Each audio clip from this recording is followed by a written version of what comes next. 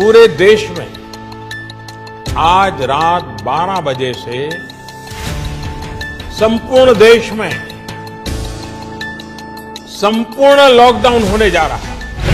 तो सुना आपने प्रधानमंत्री नरेंद्र मोदी को, उन्होंने कहा है आज रात 12 बजे से पूरे देश में संपूर्ण लॉकडाउन। हालात ये हैं कि देश में कई जगह सड़कों पर बिहार के मजदूरों को भूखे प्यासे पैदल जाते हुए देखा जा सकता है। जान हथेली पे देख के जा रहे हैं, न पहनने को न खाने को न कुछ। कैसे मर जाऊं, क्या रहूं, क्या खाऊं, कोई सुविधा नहीं तो क्या करूं। तो हम लोग नहीं जाएंगे तो यहाँ मर जाएंगे भूखा प्यासा।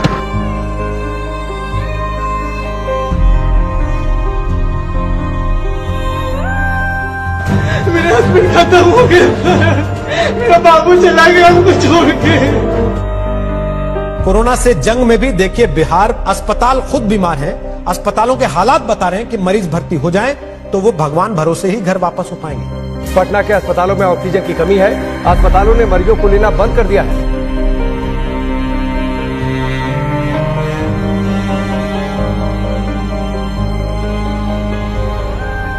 समझ लो ऐसी यादें हैं कि मरते दम तक नहीं भूल पाएंगे। कोविड विश्वव्यापी समस्या थी, संकट आया, सबको कष्ट हुआ, लॉकडाउन हुआ, त्राही त्राही मची। लेकिन पूरे देश में जो दुर्दशा बिहार के लोगों की हुई, लोगों ने बिहार के लोगों को घरों से निकाल दिया। लोगों को बस तक नहीं मिला, ट्रेन नहीं, गाड़ी नहीं, पैदल चल के बच्चों को लेकर अपनी पोटली, अपनी जीवन की पूरी कमाई जमा पूंजी लेकर हजार किलोमीटर महिलाएं बच्चे पैदल चलकर आए। महीनों तक वो नजारा चलता रहा और हम जैसे लोग सारी शक्ति, ताकत, साधन होने के बावजूद कुछ नहीं कर सके। पैसा लगा कि नहीं, अगर भगवान ने शक्ति बुद्धि दी है, कुछ ऐसा करना होगा जिससे कि समाज सुधरे। नेताओं को जिताते हराते रहने से कुछ नहीं होगा। मेरा मोह भंग हुआ, फिर साल भर अपने लिए रखा, सोचने के लिए, समझने के लिए कि क्या करना है, कैसे करना है।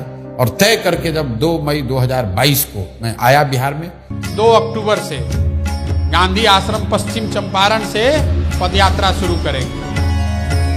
हर गांव, हर शहर, हर गली, हर मोहल्ले, हर पंचायत में पहुंचने के लिए पूरे बिहार में एक बार जाने का प्रयास करेंगे। जन सुराज क्या है? ये समाज की मदद से एक नई राजनीतिक व्यवस्था बनाने का प्रयास है। लहरा दो सरकशी का परचम, लहरा दो गर्दिश में फिर अपनी सरजमी का परचम, लहरा दो। पूरे बिहार में 3 बरस पैदल चल के आपके गांव समाज को मत कर आपके बीच से ऐसे आदमी को चुनकर निकालेंगे जिसके पीछे अपना पूरा पैसा, शक्ति, ताकत, बुद्धि सब लगाएंगे और आपके आशीर्वाद से उसको जिता कर लाएंगे। वोट चाहे जिसको भी दो, एक बार वोट अपने बच्चों के लिए।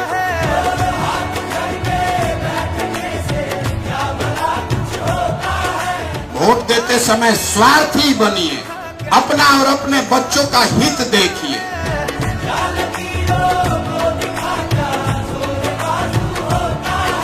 जन सुराज पदयात्रा किसी और पदयात्रा से बेहद अलग है। इसका लक्ष्य सुर्खियां बटोरना नहीं, लोगों के बीच जाना था। उन लोगों की समस्याएं, उनका दुख समझना था जो आजादी के 7 दशक बाद भी मुख्य धारा में नहीं पहुंच पाए।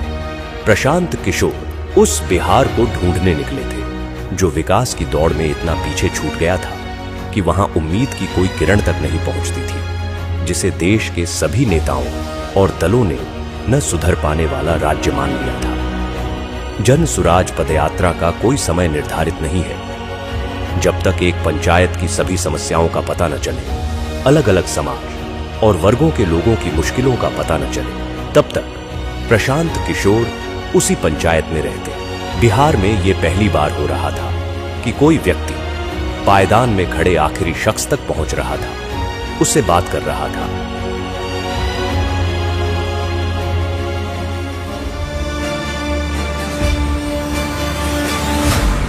रात में पदयात्रा जहां खत्म होती, वहीं कैंप लगाया जाता। इस कैंप में प्रशांत किशोर 200 से 250 पदयात्रियों के साथ रुकते। न सोने की सही जगह थी, न पीने का साफ पानी। कैंप में सुविधाओं का अभाव था, लेकिन बिहार में बदलाव लाने के हौसले के आगे ये तकलीफें असर नहीं करती थी। सुबह होते ही कैंप में गांव वालों का आना शुरू हो जाता। प्रशांत किशोर उनसे मिलते और उनकी समस्याओं पर बात करते। लोगों को यकीन था कि कोई सुने न सुने प्रशांत किशोर उनकी आवाज सुनेंगे और उनका दुख दूर करेंगे।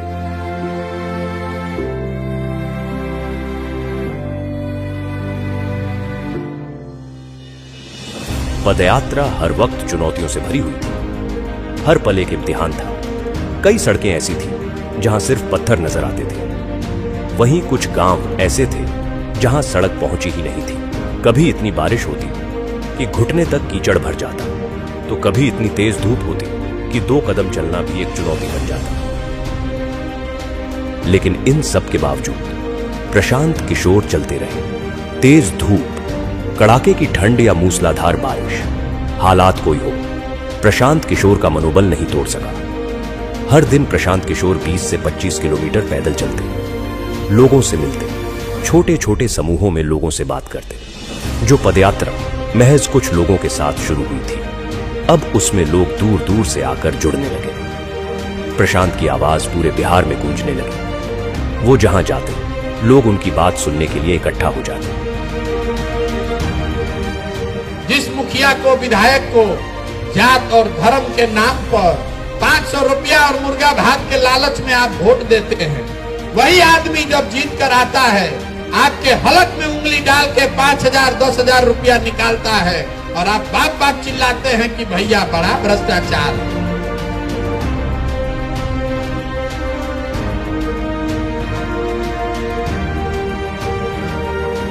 लेकिन इसी बीच कुछ ऐसा हुआ जिसने सबकी सांसें अधर में लटका दी। लगातार खराब रास्तों पर रोजाना 20 से 25 किलोमीटर चलने की वजह से प्रशांत किशोर की कुछ मांसपेशियां फट गईं। वो चलने फिरने में असमर्थ हो गए। डॉक्टर ने उन्हें कुछ हफ्ते आराम करने की सलाह दी।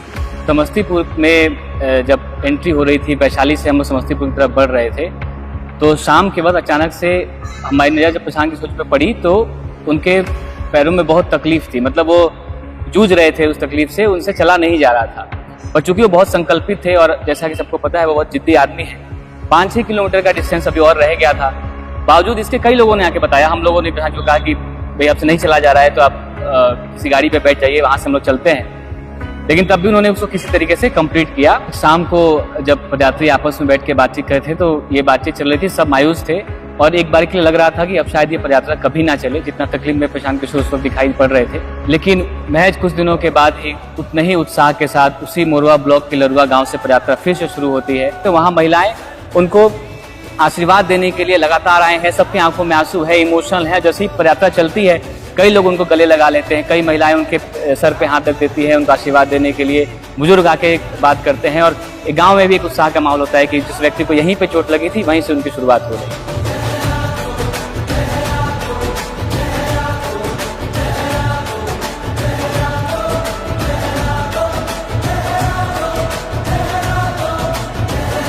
कई लोग हमको कहते हैं भैया बड़ा कठिन काम ले लिए। मेरे घर वाले, मेरे दोस्त, मित्र, जानने वाले, सहयोगी सब यही कहते हैं ये तो बहुत कठिन काम आपने ले लिया है।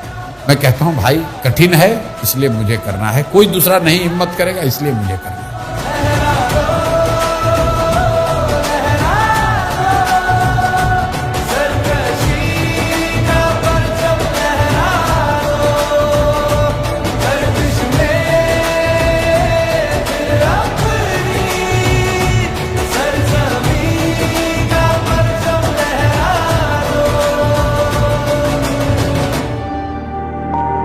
पदयात्रा के दौरान प्रशांत किशोर की पहचान एक नए बिहार से हुई। वो बिहार जो आंकड़ों से कहीं ज्यादा गरीब है। बिहार जितना आंकड़ों में गरीब दिखता है और जब आप उसको इन पर्सन फील करते हो तो दोनों में जमीन आसमान का फर्क है। क्या वो इन पर्सन और भी ज्यादा बहुत भयानक दिखता है।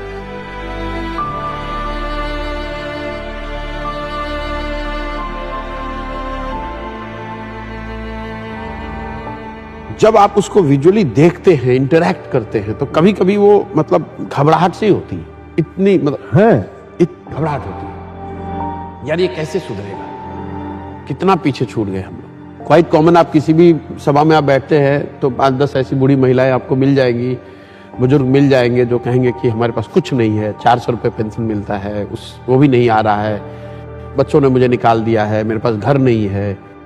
वो घबराहट होती है मुझे, घंटों में सोचता हूं कि यार कैसे वो मैनेज कैसे करते हैं 400 रुपये में।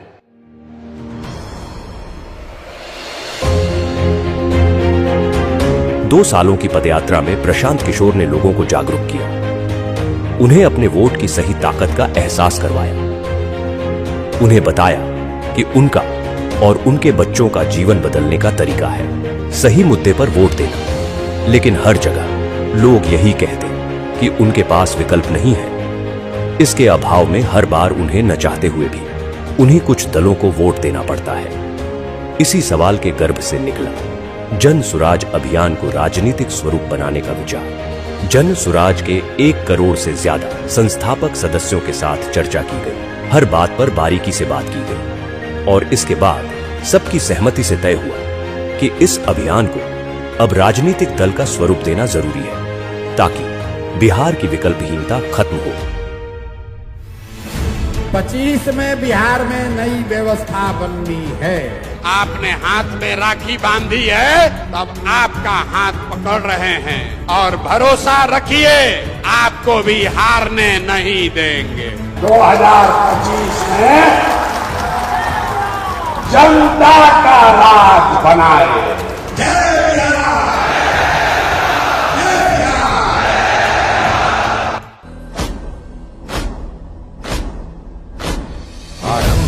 प्रचंड बोल मस्तकों के झुंड, आज जंग की घड़ी की तुम हार दो। आरंभ है प्रचंड बोल मस्तकों के झुंड, आज जंग की घड़ी की तुम हार दो।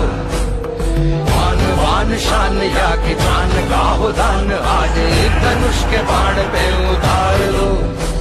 आरंभ है प्रचंड, मन करे सो प्राण दे, जो मन करे सो प्राण ले, वही तो एक सर्वशक्तिमान है। विश्व की पुकार है, ये भागवत का सार है कि युद्ध ही तो वीर का प्रमाण है। जो लड़ सका है वो ही तो महान है। जन सुराज को आधिकारिक तौर पर जन सुराज पार्टी के तौर पर स्वीकार कर लिया गया है।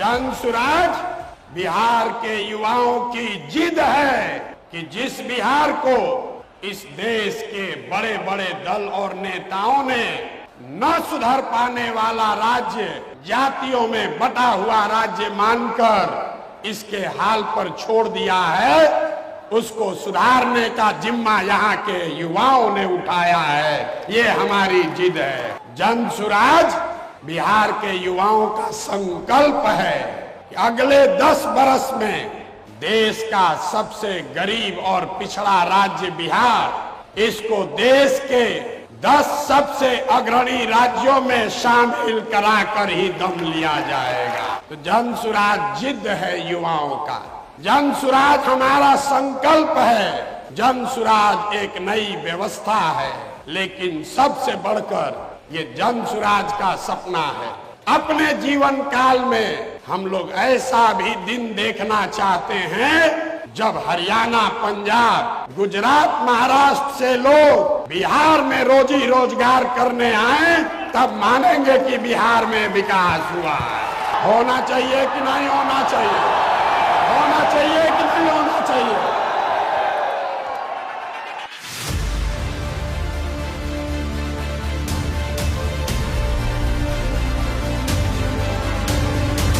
कार्यवाहक अध्यक्ष जिसको नियुक्त किया जा रहा है, जिनके नाम पर सबकी सहमति है। वो सज्जन यहाँ मधुबनी के हैं जिनका नाम है मनोज भारती। ये इसलिए नहीं है कि ये दलित समाज के हैं, ये काबिल हैं जो दलित समाज के भी हैं। ये पहला ऐसा दल होगा जहां पर उम्मीदवारों का चयन जनता के द्वारा किया जाएगा। जनसुराज अपने संविधान में लिख रहा है राइट टू रिकॉल। अगर टिकट पाने के बाद, आपका वोट लेने के बाद भ्रष्टाचार चालू किया तो उसका चाबी आपके हाथ में है। 2.5 वर्ष में उसको वापस बुलाया जाएगा। जनसुराज पार्टी का जो आधिकारिक झंडा होगा उसमें महात्मा गांधी के साथ साथ संविधान निर्माता बाबा साहब अम्बेडकर का चित्र भी शामिल किया जा रहा है। कमर कस लीजिए, जंग की शुरुआत ठान दी है, अब हम लोग पीछे हटने वाले नहीं हैं। जय बिहार, जय बिहार, जय बिहार, जय बिहार, जय बिहार। प्रशांत किशोर ने आज अपनी नई पार्टी लॉन्च की। पार्टी का नाम है जन सुराज पार्टी। इस मौके पर पटना के वेटरनरी ग्राउंड में प्रशांत किशोर ने बड़ा कार्यक्रम किया। उन्होंने कहा कि वो बिहारियों के सम्मान के लिए काम करेंगे। पार्टी के झंडे पर बापू और बाबा साहब दोनों की फोटो होगी।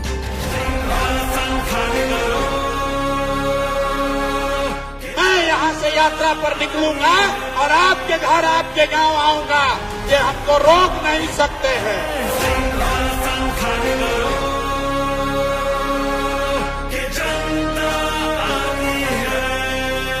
6 महीने के लिए कमर कस लो और अपने इस बेटे, अपने भाई पर भरोसा रखिए। नवंबर में आपको नई सरकार बनाकर, जनता की सरकार बनाकर देंगे।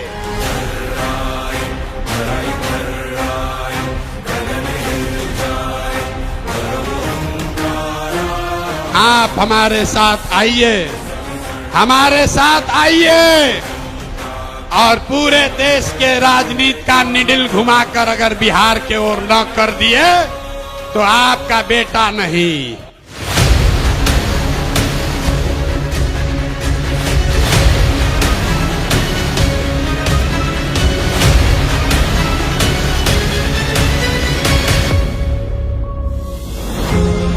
दल बनने के बाद एक बार फिर प्रशांत किशोर ने लोगों के बीच पहुंचना शुरू किया। इस यात्रा को नाम दिया गया बिहार बदलाव यात्रा। मकसद वही था, दशकों से विकास की दौड़ में पीछे छूट रहे बिहार के लोगों को बताना कि वो गरीबी और बदहाली से कैसे निकल सकते हैं। लोगों को ये एहसास दिलाना कि वो अपने वोट की ताकत से बिहार में कैसे बदलाव ला सकते हैं। यात्रा की शुरुआत जयप्रकाश नारायण के पैतृक गांव सिताब दियारा से हुई, लेकिन वहां पहुंचकर पता चला कि जेपी के घर का बिजली कनेक्शन कटा हुआ था क्योंकि बिजली बिल का भुगतान नहीं किया गया था। इस स्थिति से साफ हो गया कि 40 साल से जेपी के नाम पर राजनीति करने वालों की मानसिकता क्या है। प्रशांत किशोर ने इस स्थिति को जनता के सामने रखा। भाई बताइए, जेपी के घर में भारत रत्न आपने दे दिया, आप जेपी की महिमा बंधन कर रहे हैं, नाम पर कुर्सी पर बैठे हुए हैं और उनके घर में बिजली नहीं है, अंधेरा रहता है। इससे ज्यादा दुर्भाग्य की बात क्या हो सकती है। नतीजा यह हुआ कि जेपी के घर की बिजली बहाल हुई। इस तरह बिहार को बदलने की यात्रा की शुरुआत जेपी के घर की स्थिति बदलकर हुई। 1 साल से कटी हुई है डिस्कनेक्ट में।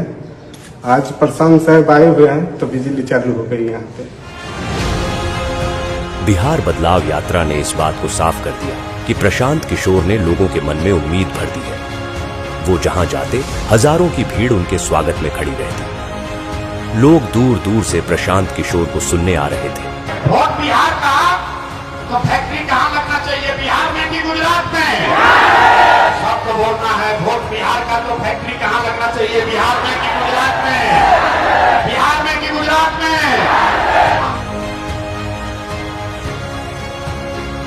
नीतीश कुमार को रखना है कि हटाना है? रखना है कि हटाना है? रखना है कि हटाना है? हाथ उठाकर बोलिए, रखना है कि हटाना है? सभाओं में जन सुराजियों की ऐसी भीड़ उमड़ती कि लोग देखकर दंग रह जाते। सबके मन में सिर्फ एक ही उम्मीद कि प्रशांत किशोर बिहार में बदलाव लाएंगे। बिहार में बदलाव होना चाहिए कि नहीं होना चाहिए? होना चाहिए। अभी होना चाहिए कि 5 वर्ष के बाद? अभी कि 5 वर्ष के बाद? सब लोग तैयार है? अगर सब तैयार है तो हमसे गारंटी ले लीजिए, छठ के बाद किसी का बच्चा बिहार से बाहर पढ़ने के लिए और रोजगार के लिए नहीं जाएगा।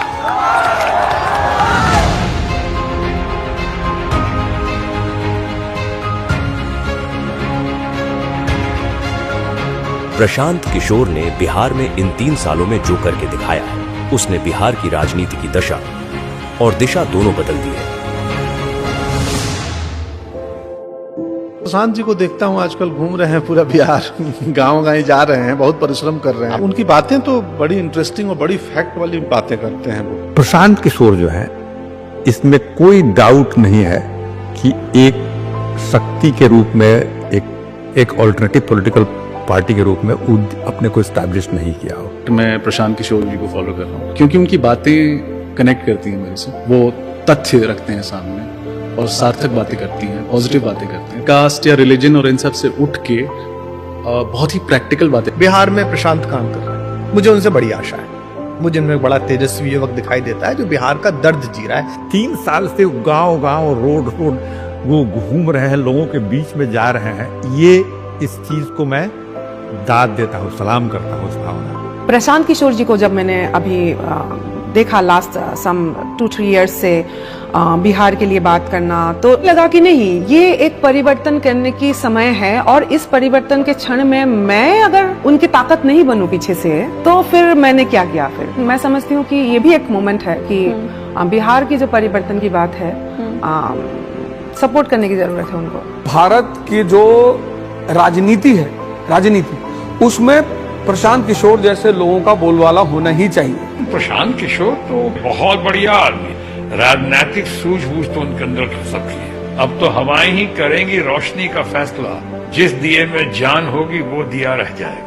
वो आदमी गांव-गांव में जाकर के अब ऐसी स्थिति क्रिएट कर दिया है कि चर्चा हो रहा है उसका। कांधों लगा रहना और जाना, हर लोगों के गांव में बिना सिक्योरिटी के चलना, उतना हिम्मत के साथ चलना। तो मैं देख रहा हूँ एज ए जर्नलिस्ट, तो उस आदमी को सैल्यूट के सिवा हम कुछ नहीं कर सकते।